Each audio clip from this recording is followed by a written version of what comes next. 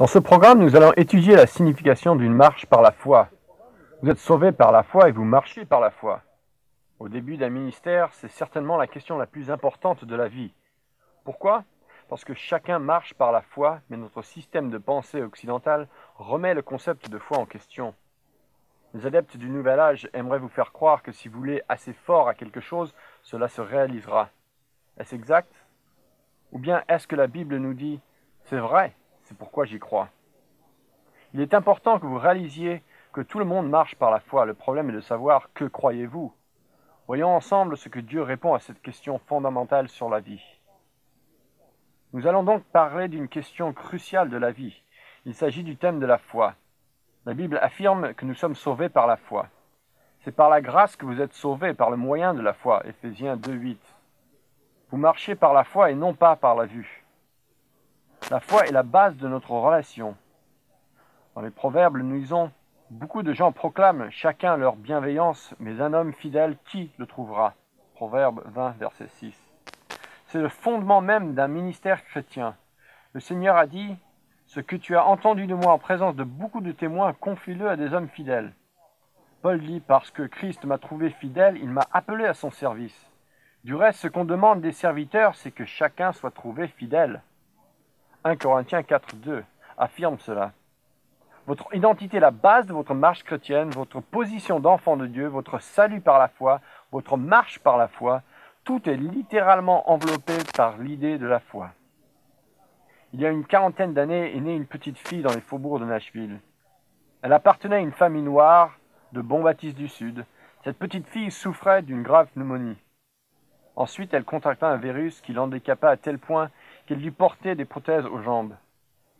Alors que les autres enfants sautaient et jouaient dehors, elle luttait avec son handicap. Elle questionnait régulièrement sa mère et lui disait « Maman, est-ce qu'un jour je serai capable de jouer comme les autres enfants ?» Sa mère avait une foi vivante en Dieu. Elle lui répondit « Ma chérie, tout ce que tu dois faire, c'est croire et continuer à essayer. » La petite y croyait, elle poursuivait ses efforts, mais rien ne changeait. Presque chaque semaine, elle allait à Nashville pour des séances de kinésithérapie. À l'insu de son médecin et de ses parents, elle faisait quelquefois des exercices avec ses frères et sœurs en essayant d'enlever les prothèses. Un jour, vers l'âge de 12 ans, elle surprit tout le monde quand elle traversait la pièce à la grande joie de son docteur. Elle demanda « Est-ce que c'est bon si je les enlève ?»« Peut-être un jour. » C'est tout ce qu'elle avait besoin d'entendre. Elle n'a jamais plus porté ses prothèses. Un peu de temps après, elle est en train de jouer et de courir avec ses amis. À l'âge de 14 ans, elle voulait faire partie d'une équipe de basket, mais elle ne put être acceptée. Un après-midi, en rentrant à la maison, elle était très déçue. Elle se demandait comment elle allait annoncer la nouvelle à son père. L'entraîneur avait une préférence pour sa sœur aînée qui était la vedette de l'équipe. Son père était un homme sage. Il s'adressa à l'entraîneur et lui dit « Écoutez, mes filles font de pair. Si vous voulez l'une, vous prenez l'autre. » À contre-cœur, l'entraîneur l'ajouta à l'équipe et elle devint le 13e membre. Un jour, elle entra dans le bureau de l'entraîneur, le regarda droit dans les yeux et lui dit « Si vous m'accordez 10 minutes supplémentaires d'entraînement par jour, je deviendrai une athlète de haut niveau. » Il se mit à rire, ne la croyant pas. Puis, quand il réalisait qu'elle parlait sérieusement, il lui dit « D'accord, tu auras tes 10 minutes. » Il n'honora pas pleinement sa promesse, mais il lui accorda plus de temps. De sa propre initiative, sa meilleure amie sollicita 2 garçons de l'équipe masculine, et en plus de l'entraînement normal, ils jouèrent chaque après-midi à 2 contre 2. Au bout d'un an, elle était la vedette de cette équipe de basket. Son équipe participa au championnat national. À cette occasion, l'entraîneur de la fameuse équipe internationale féminine d'athlétisme, les Tiger Bells, remarqua cette fille et l'esprit qui l'animait. « Avez-vous jamais pensé à l'athlétisme ?» lui demanda-t-il. « Non, pas vraiment. Je pense que vous devriez. » Fort de cet encouragement, elle commença, et au bout de quelques mois, elle gagnait ses courses. En 1956, à l'âge de 16 ans, cette fille a participé aux Jeux olympiques d'Australie et elle a gagné une médaille de bronze aux 100 mètres. Ne désirant pas s'arrêter là, Wilma Rudolph a travaillé dur pendant les 4 années qui ont suivi. Et en 1960, elle a gagné le 100 mètres, le 200 mètres, et permis la victoire de l'équipe de relais du 100 mètres, et tout cela dans des temps records. Est-ce la foi qui produit tout cela? Est-ce que la foi est aussi fondamentale pour vous? Permettez-moi de lire une lettre que j'ai reçue récemment. Je pense que vos livres sont les meilleurs que je n'ai jamais lus sur le thème du combat spirituel. Avant d'entrevoir le Seigneur Tout-Puissant et la gloire de toutes les gloires, moi en lui, je connaissais beaucoup de choses au sujet du diable et de l'enfer. Merci pour vos explications pratiques. Je recommande vos livres non seulement parce qu'ils apportent un enseignement sur le combat spirituel, mais également comme une aide pour ceux qui, comme moi, sont fatigués d'essayer d'agir comme un chrétien plutôt que de laisser Christ vivre en eux. Je fais partie d'un organisme missionnaire. Je viens de rentrer après un séjour désastreux. Depuis lors, le Seigneur nous a montré ce qui a tellement paralysé sur le champ missionnaire.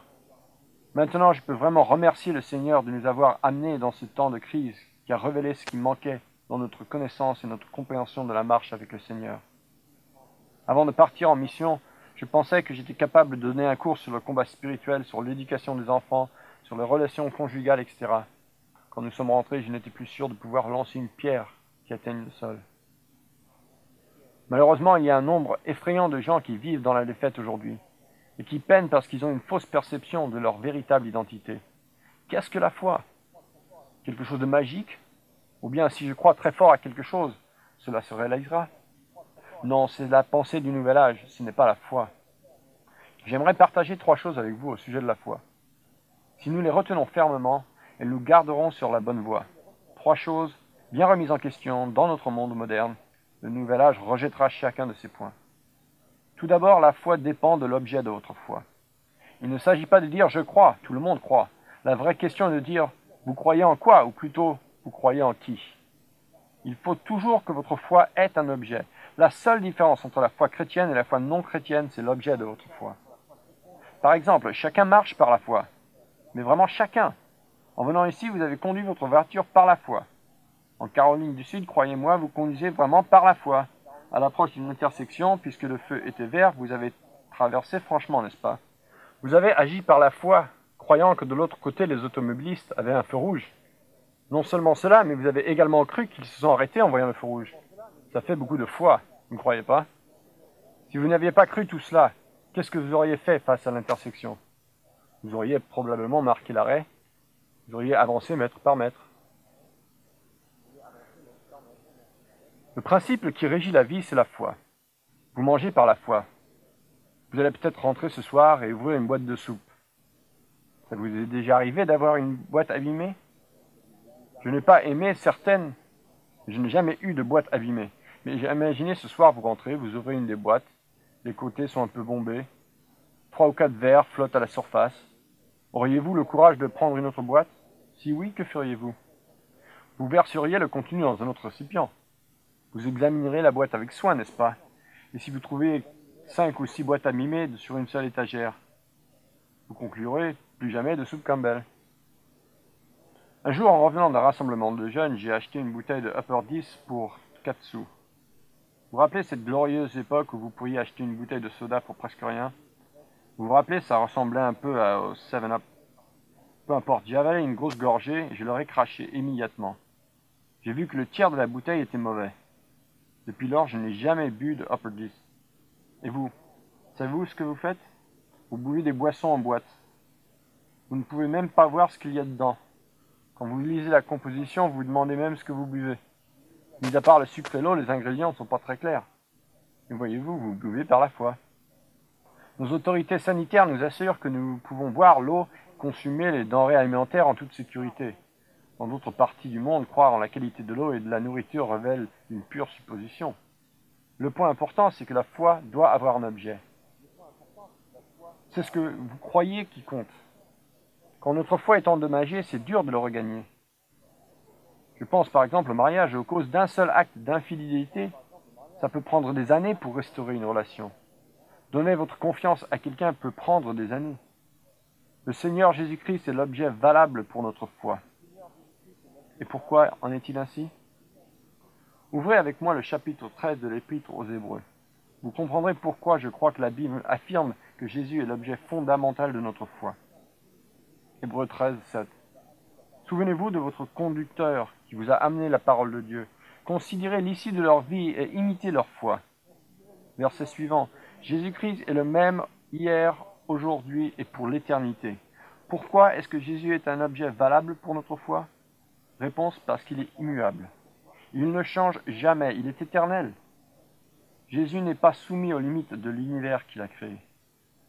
Si l'on considère la vie humaine sur Terre, je crois qu'on peut honnêtement dire que le Soleil est le plus grand objet de notre foi. Il influence énormément notre façon de vivre. Pourquoi? Il permet ce rythme régulier. Grâce à lui, vous déterminez le rythme de votre journée, de votre calendrier. Vous réglez votre montre. Il ne change jamais. Que se passerait-il si, en vous réveillant demain matin, il n'apparaisse pas pendant 2 heures ou plus? Toute vie humaine tomberait dans la confusion et le chaos. Ensuite, il vous faudrait attendre plusieurs centaines d'années pour que de pareils phénomènes se reproduisent. Je le répète, quand l'objet de votre foi est trahi, il est très difficile de lui redonner notre confiance. Mes amis, si le Soleil est un astre tellement digne de notre confiance, qu'en est-il du Fils qui a créé le Soleil, qui est l'auteur de toute cette organisation de notre univers? Je me souviens d'un gars qui m'a interpellé dans mon bureau en disant « Je vous ai entendu dire que des personnes étaient littéralement incapables de prononcer le mot Jésus. C'est le signe majeur d'un problème spirituel profond. Quoi qu'il en soit, ça m'est arrivé plusieurs fois. Alors je lui ai dit « Racontez-moi votre histoire. » Voici ce qu'il m'a expliqué. Il pensait avoir accepté Jésus-Christ plusieurs fois, mais il n'en était pas sûr. Il a décidé qu'il partirait pour mieux connaître ses racines spirituelles. Il est donc allé en Oregon, où il a vécu avec plusieurs Indiens pendant un temps. Ce fut un vrai désastre. Il avait donc régressé. Il n'avait jamais pris de décision. Maintenant, en tout cas, il en avait la certitude. Le groupe qu'il venait de fréquenter croyait en une seconde œuvre de grâce. Ils l'accompagnèrent donc à la recherche de cela. Il essaya de le faire. Qu'il ait fait ou non cette expérience n'a pas beaucoup d'importance pour mon histoire. À son retour, le pasteur lui dit « Vas-y, vis par la foi », il répondit. « C'est ce que j'ai fait pendant 3 ans, mais ça n'a été qu'épreuve sur épreuve. Je crois que Dieu essaye de me perfectionner. » Chers amis, pourquoi une telle compréhension fausse des choses? En quoi a-t-on foi? Foi en la foi? Mais ça, ce n'est pas la foi. La foi doit avoir un objet. La question n'est pas que vous croyez, mais ce en quoi vous croyez. Croire en quelque chose ne le rend pas forcément vrai. En revanche, je peux dire, ceci est vrai, c'est pourquoi j'y crois. La pensée du Nouvel Âge affirme qu'il faut croire suffisamment fort en quelque chose pour que cela devienne vrai. La Bible déclare, c'est vrai, c'est pourquoi vous y croyez. Ne pas y croire ne signifie pas que c'est faux. La vérité ne dépend pas de ce que je crois ou je ne crois pas. Je ne crois pas à l'enfer, mais cela ne peut pas diminuer d'1 degré la chaleur des flammes. Ce ne sont pas nos pensées qui déterminent la réalité, malgré ce qu'on vous suggère à croire. Ce n'est pas ainsi que la foi fonctionne. La foi dépend de son objet. Avoir foi en Dieu, voilà l'idée que nous poursuivons. Deuxième pensée. La grandeur de votre foi dépend du degré de connaissance de l'objet de votre foi. Si votre connaissance de Dieu est limitée, votre foi sera limitée. Si elle est étendue, vous avez un potentiel pour une grande foi. C'est pourquoi il est dit, la foi vient de ce qu'on entend, et ce qu'on entend vient de la parole de Dieu. Si vous connaissez cette promesse de l'Écriture, cette foi reposera sur cette promesse. L'enseignement à retirer, c'est qu'on ne peut pas gonfler artificiellement notre foi. Si vous décidez de marcher par la foi au-delà de ce que vous savez être vrai, ce n'est plus la foi, c'est la présomption. D'un autre côté, aucun de nous ne vit vraiment à la mesure de ce que nous savons être vrai. C'est pourquoi nous devons nous encourager les uns les autres à vivre par la foi, à vivre sur la base de ce que nous savons déjà être vrai. Voici un exemple. Quand mon fils avait environ 1 an, j'ai fait quelques tests avec lui. Ceux qui ont eu des enfants savent ces choses. Je l'ai assis sur le bord d'une table, je lui ai dit « Karl, viens, saute dans mes bras ». Il ne va pas me croire tout de suite, mais finalement il se laisse tomber et moi je le rattrape. Et que se passera-t-il ensuite? Je ferai quelques pas en arrière et au bout d'un moment il sautera probablement de la table et moi je le rattrape. Il continue sans doute à sauter. À quelles conditions? Que je continue à le rattraper. Que se passera-t-il si je lui disais « Viens, saute dans mes bras » et pouf, je ne le rattrape pas? Cela t'apprendra à faire confiance à personne. Est-ce qu'il ferait une autre tentative? Seulement s'il s'appelle Charlie Brown, peut-être. Voici cette scène d'automne dans la bande dessinée de Charlie Brown.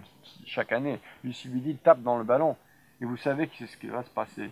Il va se laisser convaincre et il va courir au bas du terrain dans la direction. Dès qu'il s'approche, elle va écarter la balle et lui va faire une pirouette habituelle. Il la répète chaque automne. Pourquoi est-ce rigolo?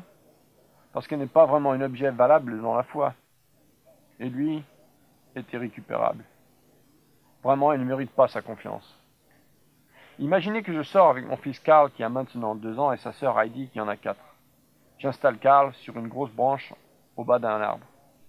Le pas de foi devient plus important. Je lui dis viens, saute de ta branche dans mes bras. Il le fait, je le rattrape. Remonte-y, il grimpe de nouveau dans la branche. Je dis Heidi viens et attrape Karl. Le gamin n'a que 2 ans. Croyez-vous qu'il va sauter dans les bras de Heidi? Est-il déjà assez intelligent pour réaliser qu'il l'écraserait?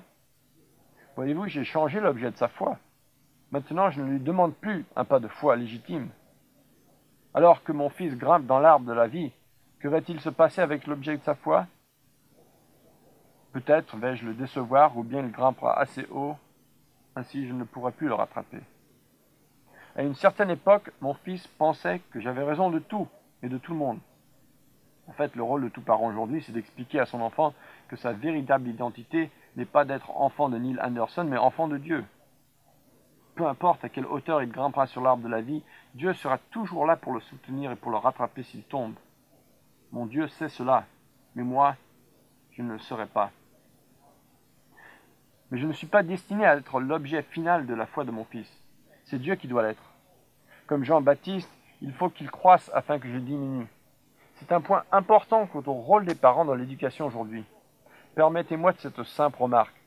Nous privons nos jeunes d'une véritable stabilité si nous ne les formons pas assez tôt à cette identité en Christ. De nombreux éléments en dehors et au sein même des Saintes Écritures permettent de vérifier que les transformations sérieuses surviennent à l'âge de 11, 12 ou 13 ans. C'est l'âge où, selon le psychologue de l'éducation Piaget, commence l'apprentissage de notions plus abstraites. Vous commencez à penser de façon abstraite vers l'âge de 11 ou 12 ans. C'est l'âge où on commence à réfléchir à son identité. Selon les travaux du psychologue Erikson, c'est entre 12 et 14 ans que la question de l'identité commence à se poser. C'est à l'âge de 12 ans que Jésus est réapparu sur la scène. Historiquement, le bar mitzvah juif a lieu à l'âge de 12 ou 13 ans. Dans nos églises, on a institué historiquement la confirmation entre 10 et 13 ans. Souvent, nous n'avons pas bien préparé nos adolescents aux transformations qui les attendent. Je pense que nous ne devrions pas faire cela. Nous devrions aider l'enfant à connaître dès son jeune âge cette réalité. Plus un enfant de Neil Anderson, mais un enfant de Dieu. Bien des aspects de mon ministère confirment que nos enfants sont capables d'assimiler ces choses. Ils ont besoin d'être enseignés avant que nous le perdions, ce qui arrivera de diverses façons. Je répète cette affirmation fondamentale. La grandeur de votre foi dépend du degré de connaissance de l'objet de votre foi. En fait, Dieu a des obligations envers l'homme. Gloire à Dieu. D'aucune manière, je peux formuler une prière assez intelligente pour que Dieu soit, en quelque sorte, obligé de m'exaucer. Dieu n'a qu'une obligation envers moi. Il dit, si vous confessez vos péchés, il est fidèle et juste. Envers qui est-il fidèle? Envers sa propre parole, envers son alliance, envers lui-même. Je suis tellement reconnaissante qu'il en soit ainsi. Je ne sais pas de vous enfermer, vous et moi, dans un système où nous devrions dire à Dieu ce qu'il doit faire. Mais nous devons prier que ta volonté soit faite. Nous sommes soumis à une autorité. C'est ainsi que vous trouverez tout ce qui est nécessaire pour une vie réussie. Le troisième point est intéressant. La foi est une action. Permettez-moi de faire une comparaison biblique avec le concept de l'amour qui demeure un peu intangible pour beaucoup de gens. Que signifie l'amour agapé? Cela dépend s'il s'agit du mot amour ou du verbe aimer. Si vous parlez de l'amour, alors vous faites appel à des traits de caractère. L'amour est patient, l'amour est bon, etc. Dieu est amour. Mais si vous parlez d'aimer, verbe agapao, alors il s'agit de quelque chose qu'il faut donner. Dieu a tant aimé le monde qu'il a donné. Le véritable secret de Jean 3,16 se trouve dans 1 Jean 3,16. À ceci, nous avons connu l'amour, c'est qu'il a donné sa vie pour nous. Nous aussi, nous devons donner notre vie pour les frères. Si quelqu'un possède les biens du monde, qu'il voit son frère dans le besoin et qu'il ne ferme son cœur, comment l'amour de Dieu demeurera-t-il en lui? Si je dis que j'ai l'amour et j'ai la possibilité de satisfaire un besoin dans votre vie et que je ne le fais pas, il ne s'agit pas du vrai amour. Ce n'est qu'un bon sentiment. Le verbe aimer appelle l'action. Il en est de même avec la foi. Si vous parlez de la foi comme un nom, alors vous parlez de ce que vous croyez. Mais s'il s'agit du verbe, alors il doit se traduire en acte. C'est ce que l'apôtre Jacques explique. Tu dis que tu as la foi. Moi, par mes œuvres, je te montrerai ma foi. Cela ne signifie pas, bien sûr, que vous êtes sauvé par les œuvres. Bibliquement, cela signifie qu'avoir la foi, ce n'est pas simplement adhérer mentalement à quelque chose, mais c'est l'exprimer de façon pratique. Aujourd'hui, on rencontre deux erreurs en matière de foi. Il y a de bons évangéliques qui disent « Bien sûr, j'ai la foi », mais cela n'affecte jamais leur façon de vivre. Ce n'est pas la véritable foi selon la Bible qui s'y traduit en paroles et en actes. Il y a une autre position extrême qui est devenue populaire ces dernières années. Telle chose doit arriver parce que je le dis. Et ils sont nombreux à penser ainsi. C'est la philosophie de la pensée positive. En quelque sorte, si vous dites à cette montagne « enlève-toi », quand vous le dites, elle s'enlève. Je suis d'accord qu'elle ne s'enlève pas avant que vous ayez dit « enlève-toi ». Dans une certaine mesure, le concept biblique de la foi se situe entre ces deux extrêmes.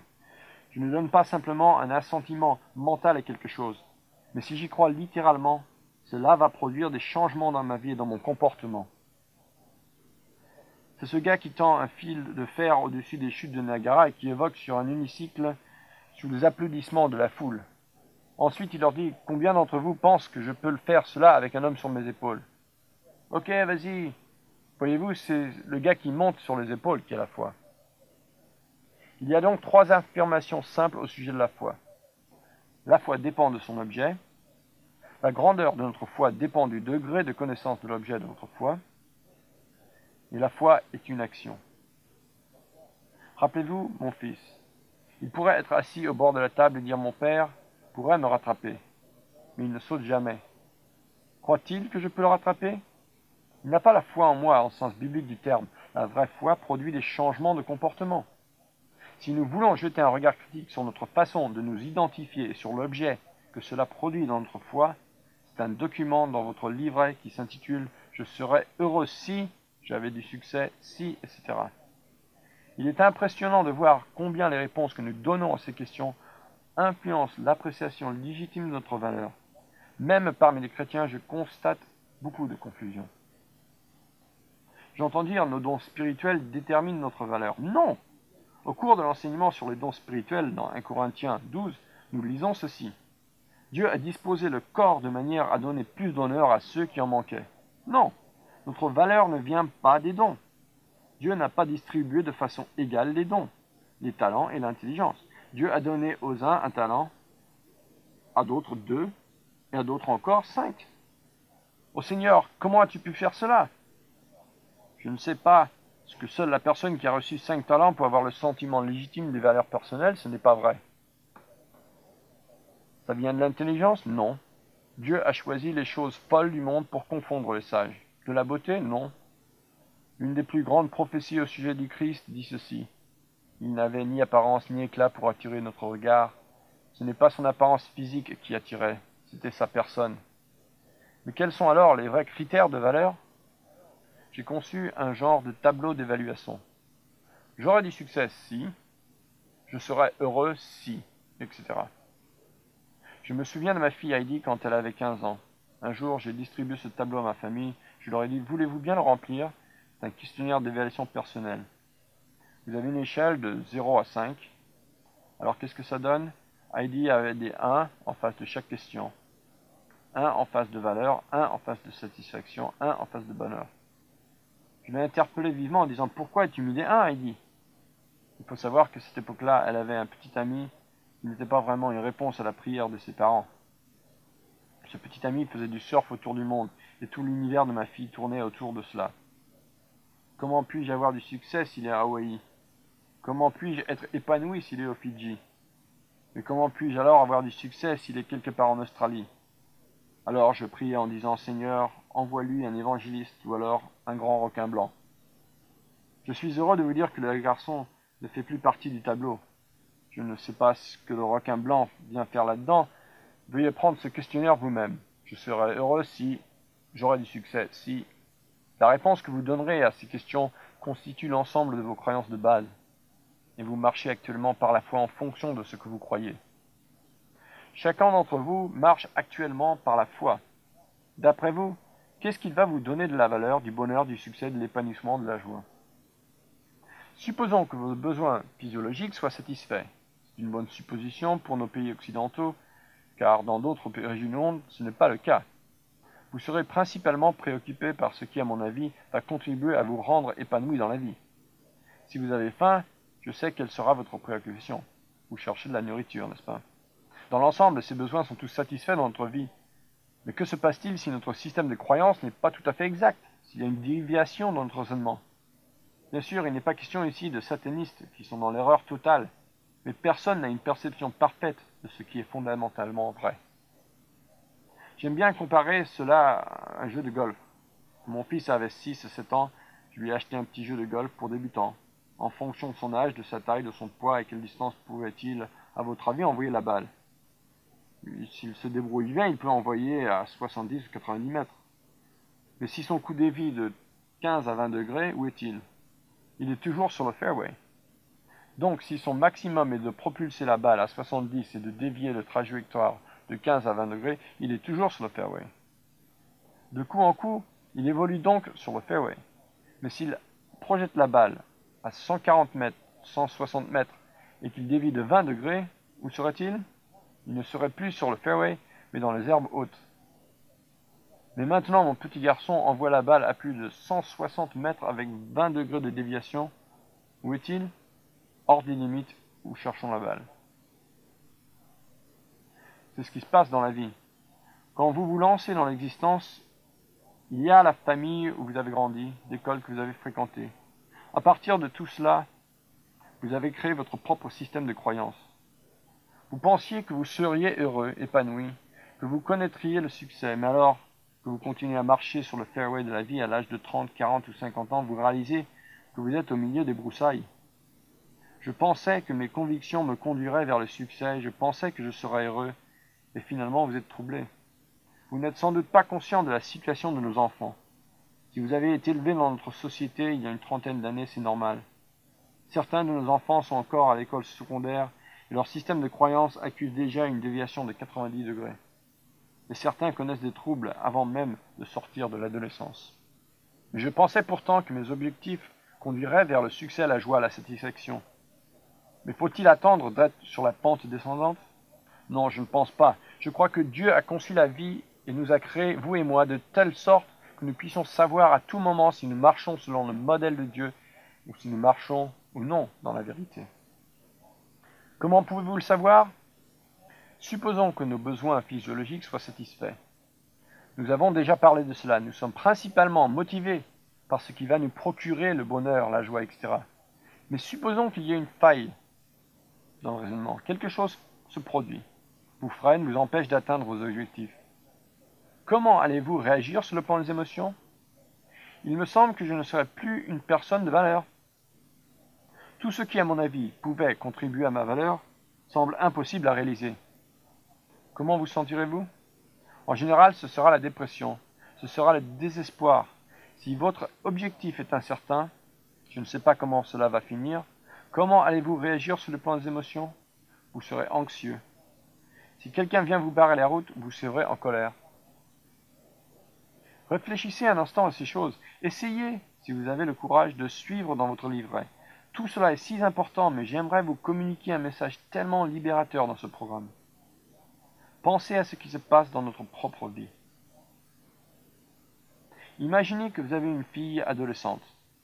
Dans votre région, un groupe de personnes s'est lancé dans l'organisation d'une manifestation sans précédent. En collaboration avec la direction des écoles, ils ont cherché un grand nom du showbiz et finalement ils ont invité Madonna à donner un concert.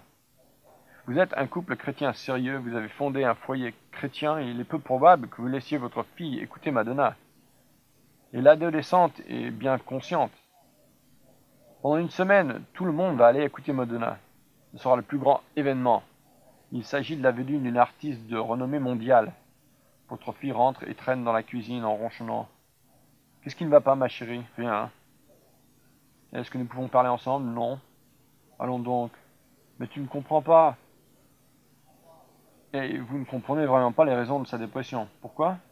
Parce que vous ne l'autorisez pas à aller à ce concert. L'adolescente le sait bien, mais elle ne prend même pas la peine d'interroger sa mère. Tout le monde va s'amuser, mais moi je ne peux pas y aller. Donc je suis déprimé. Voyez-vous, c'est l'exemple d'un objectif qu'on ne peut pas atteindre.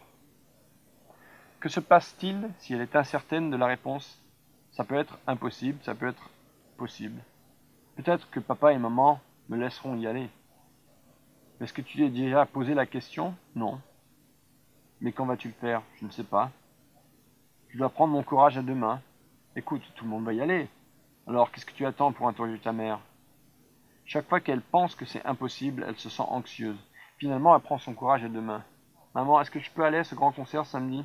Tout le monde va y aller. Ma chérie, ça m'a l'air très intéressant. Qui va se produire? Madonna. Qui? Madonna. Est-ce que je viens d'entendre Madonna? Chérie. Je me suis bien retrouvé dans ce que vous avez dit. Mon psychiatre me dit de ne pas accepter d'autres analyses de mon cas.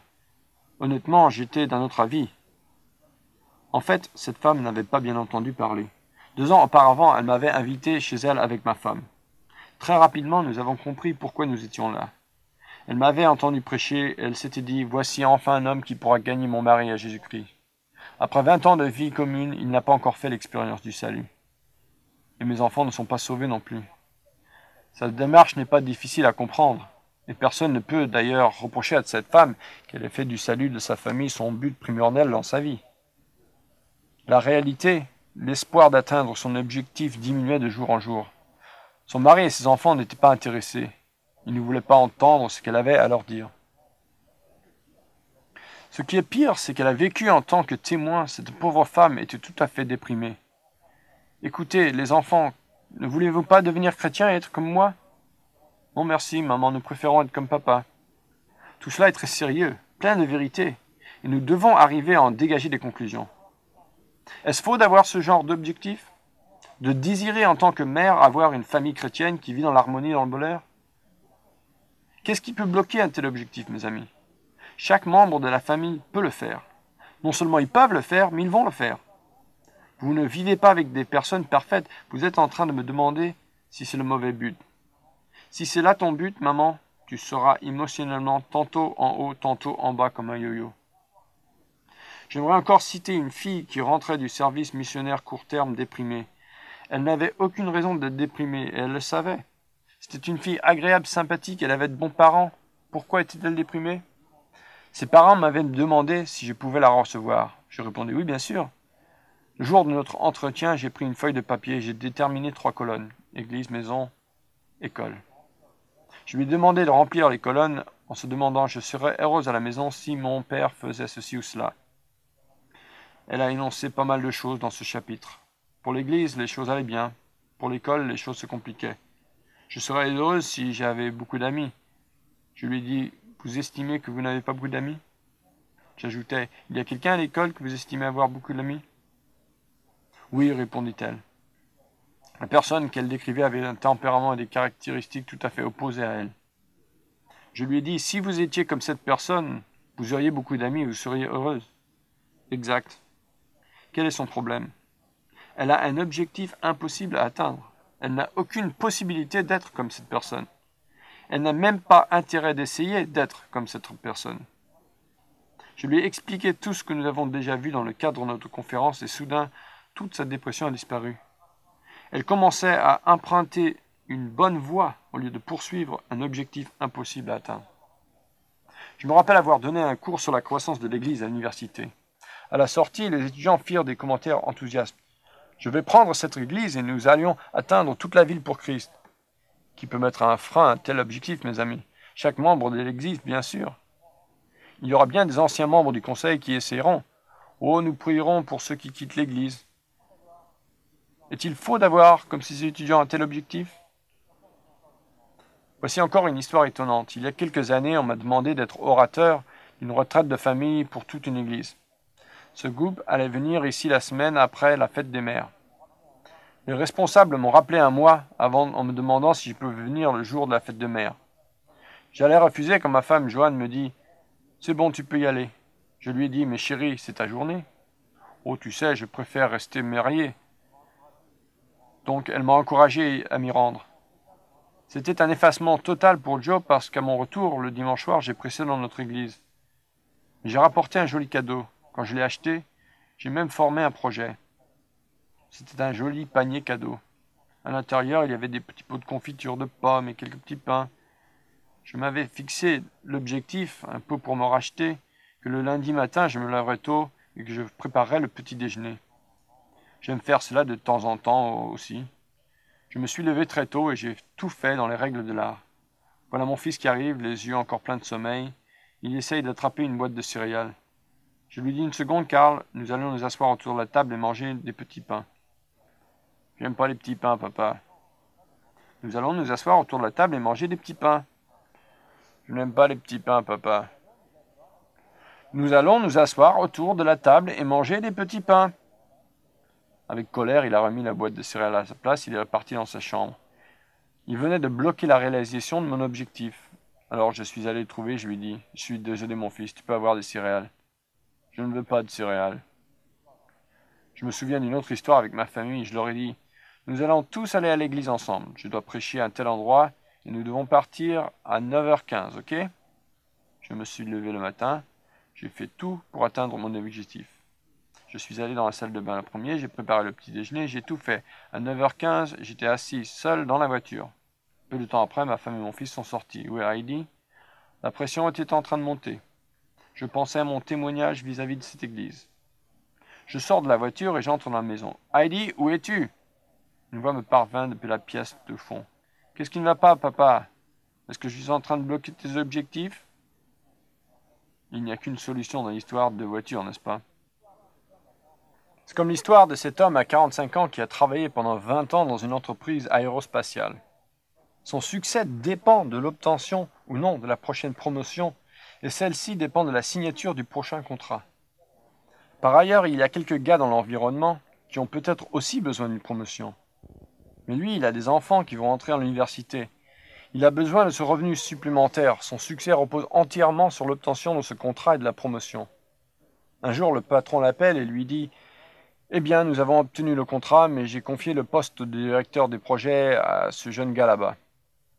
Croyez-vous qu'il va devenir fou? Que se serait-il passé s'il avait dit « Je ne sais pas si nous l'avons obtenu ce contrat, mais vous êtes en bonne position. » Ou alors le contrat est peut-être signé. Et chaque fois qu'il y pense, l'incertitude demeure. Quels seront, à votre avis, les sentiments qui l'animent? Et que se passe-t-il si le patron dit « Tu peux travailler longtemps chez moi. Tu as déjà atteint le maximum que tu pouvais atteindre dans l'échelle hiérarchique. » Vous dites « C'est incroyable, sans espoir. » Peu m'importe à quelle étape de la vie vous attribuez cet exemple. Faites l'expérience vous-même. Essayez d'analyser à combien d'objectifs bloqués vous avez déjà pu faire face en une semaine. J'aimerais que vous réalisiez ce qui se passe dans vos vies. Maintenant, j'aimerais poser quelques questions sérieuses. Comment les personnes réagissent-elles, en général, par rapport aux circonstances, aux individus et aux situations qui les touchent? D'après ce que j'observe autour de moi, la plupart des personnes essaieront de contrôler les circonstances, les individus et les situations. Si ma valeur est fonction de notre comportement ou vos réponses, alors ne serait-il pas naturel de supposer que d'une manière ou d'une autre, je vais contrôler cela? C'est comme une mère qui trouve son identité, et à mon avis c'est faux, dans le fait que ses enfants tournent bien ou mal. Voilà votre enfant. Il atteint 12, 13, 14 ans. Si votre identité, si votre valeur sont fonction de l'évolution qu'il va prendre, quel va être votre comportement? Probablement identique à la majorité des parents. Vous allez dire, il faut que je contrôle cet enfant. Vous allez au-devant d'une catastrophe, mes amis. Que souhaitent les enfants plus que toute autre chose? La liberté. Que voulez-vous faire plus que toute autre chose? Les contrôler. Vous allez au-devant d'un affrontement entre deux pouvoirs. Ces enfants sont engagés dans un processus de 18 ans qui doit les amener à la liberté totale. Vous avez eu votre rôle dans le passé. Maintenant, vous faites mieux de canaliser tout cela et de coopérer avec eux, sinon vous allez au-devant d'une catastrophe. Tout le problème est que je m'appuie faussement sur l'idée que ma valeur et mon identité sont liées à l'évolution de mes enfants. Ce n'est vraiment pas le cas. C'est typique de constater que les personnes rencontrées qui se sentent de moins en moins en sécurité sont celles qui exercent le plus de contrôle. Elles doivent tout contrôler autour d'elles parce qu'elles croient que leur valeur et leur identité dépendent de vos réactions et de votre évolution. Mais c'est faux. Nous allons voir cela dans un instant. Une autre façon de réagir, c'est de se mettre en colère, d'avoir de l'amertume et du ressentiment. C'est le cas de beaucoup de personnes. Certains se comportent comme de vrais martyrs, n'attendant que l'enlèvement comme cette pauvre femme. Je lui dis, ça, ce n'est pas le plan de Dieu pour votre vie. Permettez-moi de vous poser une question. Y a-t-il un objectif dans ma vie? Un objectif légitime dont la réalisation peut être bloquée, incertaine, voire impossible? Je peux le formuler d'une autre manière. Si Dieu veut que cela se fasse, est-ce que c'est réalisable? Absolument. Et quel bénéfice pourrions-nous tirer de notre réponse à cette question? Si Dieu veut que je le fasse, la plupart des choses sont possibles, voyez-vous. Toutes choses sont possibles, c'est ridicule d'imaginer les choses autrement. Imaginez un instant que Dieu vous dise, mon fils, j'aimerais que tu fasses cela. Vas-y et donne le meilleur de toi-même. Tu ne seras pas capable de le faire, mais fais quand même de ton mieux. Ça ne tient pas debout. C'est comme si je disais à mon fils, j'aimerais que tu tondes la pelouse. Papa, la tondeuse n'a pas de roue, il n'y a pas d'essence, il n'y a que de la racaille sur le terrain. Sors et fais-le quand même. C'est pourtant un comportement étrange. En fait, je pourrais vous citer toutes sortes d'études qui montrent que donner un ordre qui ne peut pas être exécuté affaiblit chaque fois l'autorité.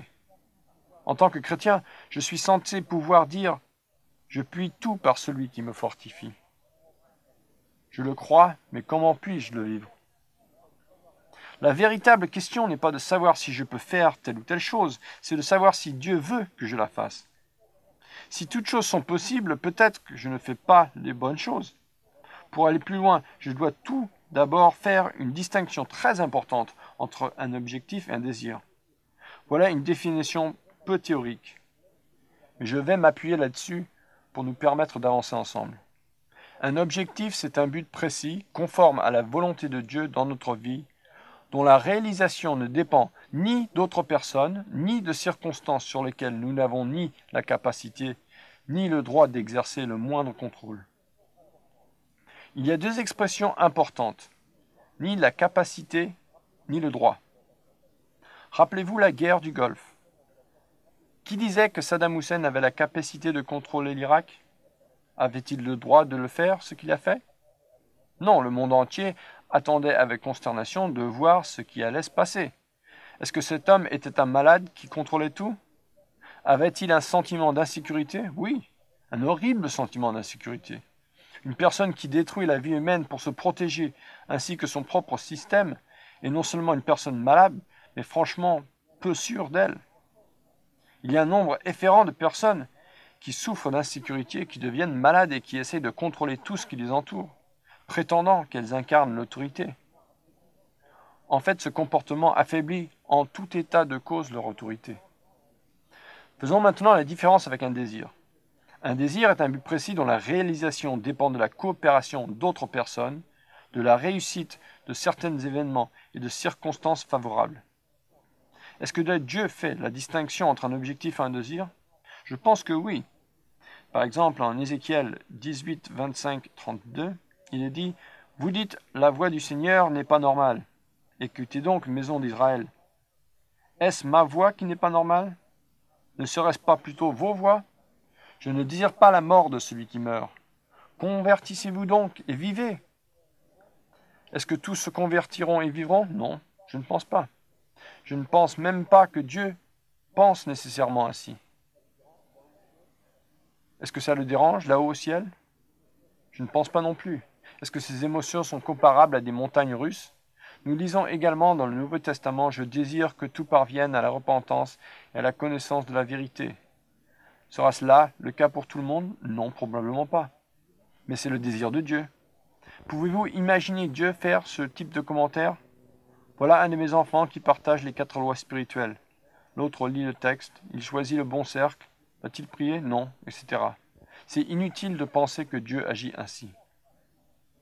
Vous dites, Dieu se fâche. Tout d'abord, la réalisation des objectifs de Dieu n'est pas bloquée, ni incertaine, ni impossible. Mais vous dites, il se fâche. Non, pas du tout. Il est toujours fâché, c'est vrai. La colère de Dieu demeure pour toujours. Notre justification et la possibilité pour vous et moi d'avoir une relation avec lui est un signe de sa miséricorde. Soyez rassurés, la réalisation des objectifs de Dieu n'est pas bloquée. Il a même déterminé la fin de toute chose. Ayant cela à l'esprit, revenons un instant à notre pasteur qui disait « Mon objectif est de prendre cette église et de gagner toute la ville à Christ ». S'agit-il d'un bon objectif? C'est un grand désir. Qui peut bloquer la réalisation de cet objectif? Tout le monde. Il va probablement la bloquer lui-même. En fait, il se tire par ses propres pieds. Et c'est ce qui se passe parfois. On se trouve en présence d'un grand désir, mais quelqu'un peut en bloquer la réalisation. Mais considérez plutôt l'objectif suivant.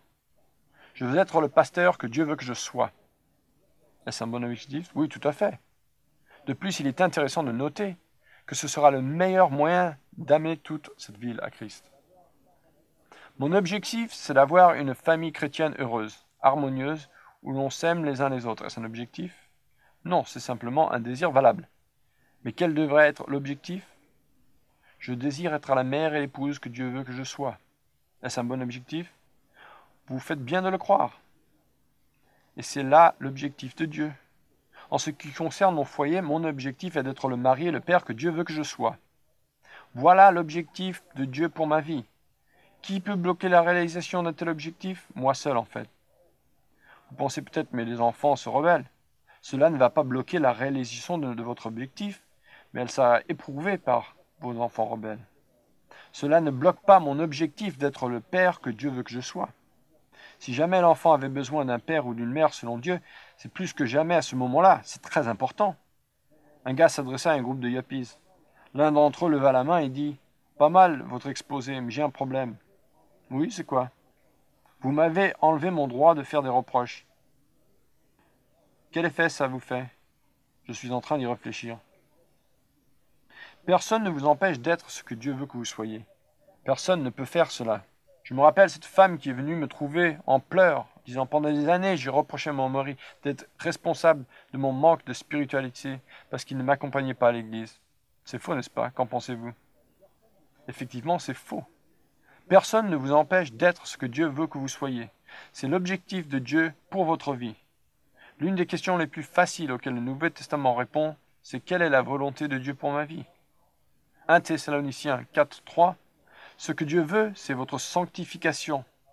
Dieu est à l'œuvre pour rétablir ma relation avec lui, me sauver, me rendre conforme à son image. Peu importe que vous soyez charpentier, plombier ou ingénieur. Ce qui compte à ses yeux, c'est quel type de charpentier, de plombier et d'ingénieur vous êtes. Voilà de quoi il s'occupe. Voilà un des concepts les plus libérateurs que je peux partager avec vous. Je ne peux vraiment pas échouer. Je peux être la personne que Dieu veut que je sois. Oui, ni vous, monsieur, ni vous, madame, pouvez empêcher que je sois cela. Je suis le seul qui pourrait l'empêcher. Cela me rappelle le livre de Solzhenitsyn, L'archipel du Goulag. Solzhenitsyn est en prison en Sibérie à cause de ses convictions politiques. Il va probablement mourir là, il est en train de pleurer sur toute sa situation. C'est alors que quelqu'un s'assied à côté de lui, prend un bâton et dessine une croix dans la poussière. Et tout à coup, Solzhenitsyn réalise que personne ne peut lui enlever le fait qu'il est Alexander Solzhenitsyn, même ici en prison. Il a une autre liberté qui constitue un sentiment encore plus grand de liberté. Il y a quelques années, Solzhenitsyn est venu dans notre pays.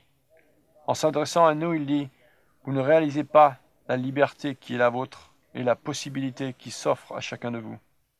J'ai réalisé moi-même que personne, si ce n'est moi-même, ne pouvait m'empêcher d'être ce professeur d'université ou ce mari ou ce père. C'est notre entière responsabilité. » Que se passe-t-il si un désir n'est pas satisfait? C'est la déception. Reconnaissez-le, mes amis, nous allons tous devoir apprendre à vivre avec la déception. Chacun d'entre nous. Mais nos déceptions entrent dans son plan. Paul dit, j'ai appris à être content à l'état où je me trouve. Être déçu parce que les choses n'ont pas abouti comme je l'aurais souhaité est bien différent d'une vie émotionnelle aux dents de scie, où se succèdent la dépression, la colère et l'anxiété. C'est vraiment différent. Vous pouvez vous attendre à des déceptions dans la vie. Mais ce processus vous amènera à reconnaître des choses bien plus grandes. Examinons quelques instants l'Épître aux Romains chapitre 5 verset 1. Étant donc justifiés par la foi, c'est déjà fait, c'est du passé, nous avons la paix avec Dieu. Vous n'avez pas besoin de rechercher ce que vous possédez déjà. Vous avez la paix avec Dieu. Au milieu du verset 3, nous disons, bien plus, nous nous glorifions même dans les tribulations. Vous n'aimez pas cela, n'est-ce pas? Ou encore, Jacques 1,2. Considérez comme un sujet de joie complète les diverses épreuves que vous pouvez rencontrer. Qui suis-je, un maso? Croyez-vous que j'aime la souffrance? Il vous faut approfondir ce sujet pour comprendre ce que l'apôtre veut dire. Savez-vous ce que signifie se glorifier? Exprimer une grande joie. Nous nous glorifions dans les tribulations. Savez-vous ce que signifie tribulation? Être soumis à des pressions. La tribulation produit la persévérance. Savez-vous ce que signifie persévérance? Demeurer sous la pression. Et la persévérance produit une fidélité éprouvée, et la fidélité éprouvée l'espérance. Or, l'espérance ne trompe pas. Pourquoi? Parce que l'amour de Dieu est répandu dans nos cœurs. J'aimerais donner un peu d'espoir à l'Amérique aujourd'hui. Mon travail est sans espoir. Solution, changer de travail. Mon mari est brisé. Solution, changer de femme. Mes amis, si vous pensez que la première situation est sans espoir, la seconde a 80% de chances d'échouer contre 50% pour la première. Cette église n'a pas d'espoir? Changez d'église. Savez-vous quelle est la réponse de Dieu? Persévère et grandis. Après l'écoute de ce programme, vous vous direz peut-être, il m'a dit de persévérer et de grandir. C'est exact. C'est dans une fidélité éprouvée que se trouve l'espérance. Voici le plan de Dieu. Voulez-vous savoir quel est le véritable but des épreuves et des tribulations? C'est de réveiller les mauvais objectifs. Mais en revanche, ils permettent la réalisation du véritable objectif, l'objectif de votre vie. J'aimerais vous donner de l'espoir. Une personne me demandait, ma femme vient juste de me quitter, que dois-je faire? Oh, chercher à la faire revenir? C'est un faux espoir. C'est un désir valable, mais un mauvais objectif. Écoutez bien cela. Êtes-vous prêt à engager pour être la meilleure épouse que Dieu veut que vous soyez? Mes amis, réfléchissez quelques instants. Être prête à être la meilleure épouse que Dieu veut que vous soyez? Êtes-vous prêt à vous engager à cela? C'est certainement le meilleur moyen de retrouver l'autre personne. Oh, mais comment vais-je regagner mon conjoint? Ou bien, comment vais-je manipuler les circonstances pour y arriver? C'est probablement une telle attitude qui a provoqué son départ la première fois. S'engager à être la personne que Dieu veut que vous soyez, en adoptant cette attitude, vous pourrez traverser l'épreuve et sortir avec une fidélité éprouvée, même si votre conjoint ne revient pas. Vous pouvez être une personne meilleure avec l'épreuve qu'avant l'épreuve. Voilà où réside votre espérance.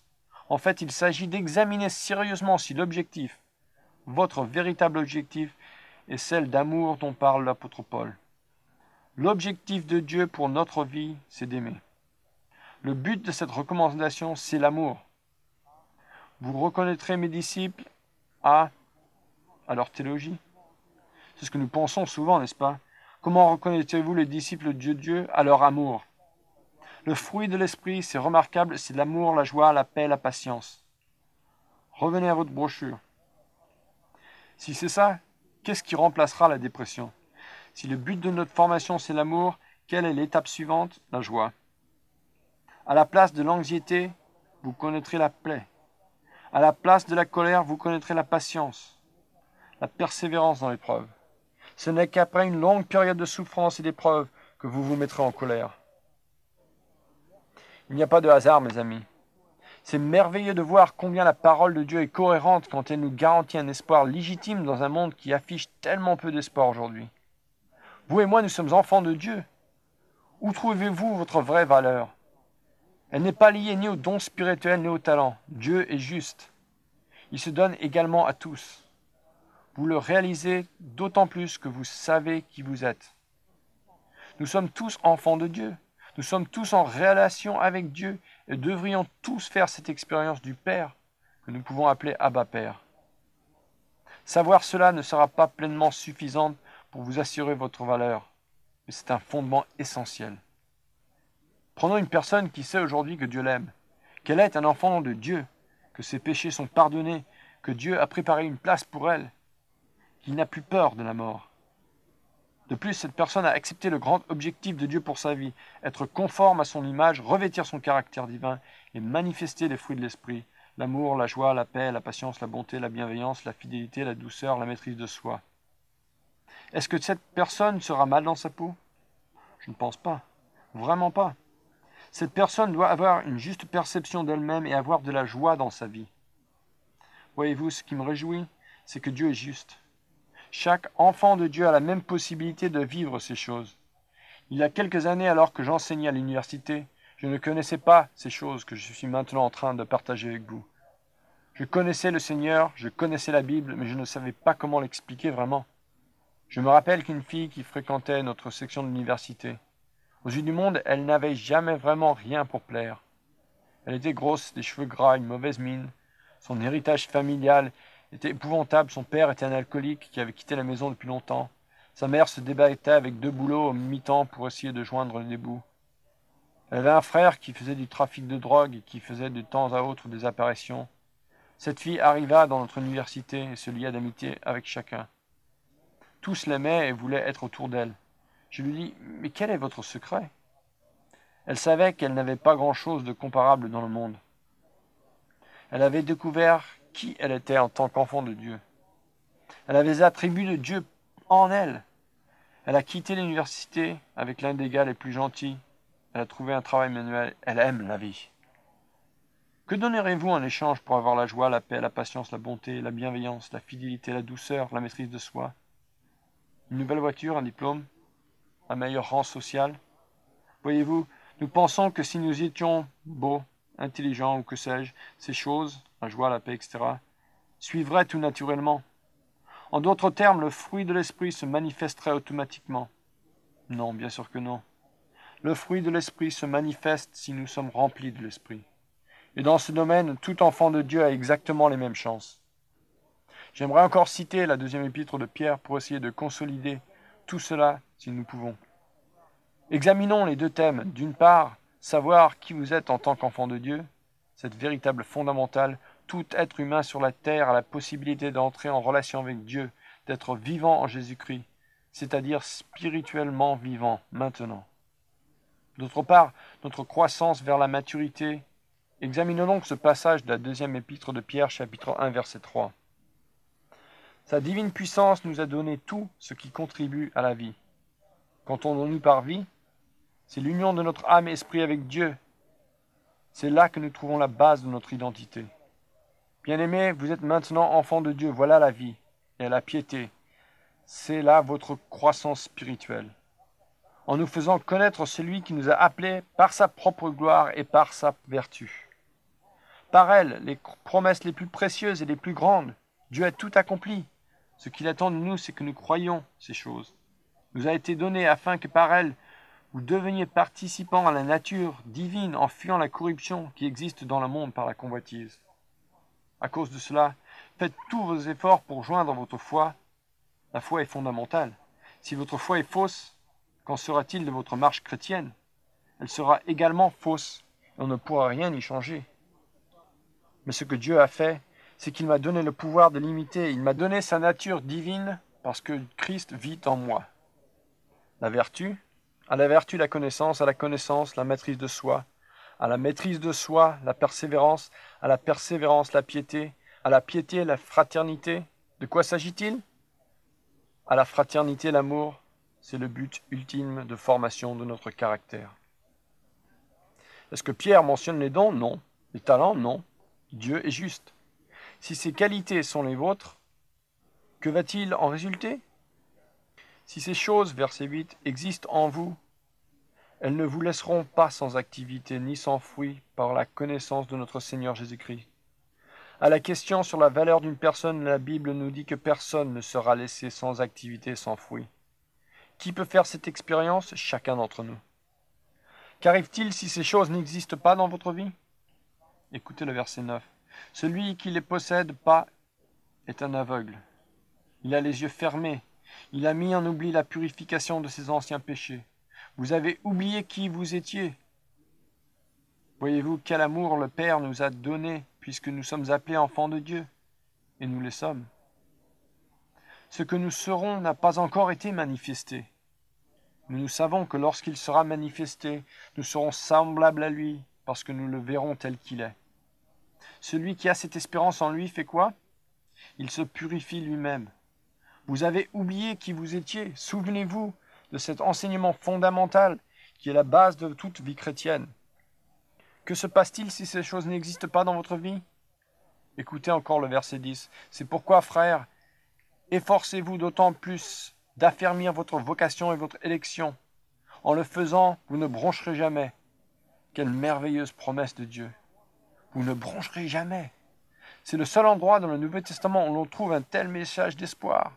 En résumé, qui êtes-vous? Un enfant de Dieu. Si Dieu veut que quelque chose se fasse, est-ce possible? Quelle est la volonté de Dieu?